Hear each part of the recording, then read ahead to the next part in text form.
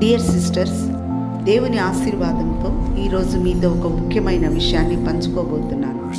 ఇది దేవుని ప్రణాళికను గురించి, ముఖ్యంగా రాణి అయిన ఎస్తేరు యొక్క జీవితమును గురించి చూద్దాం.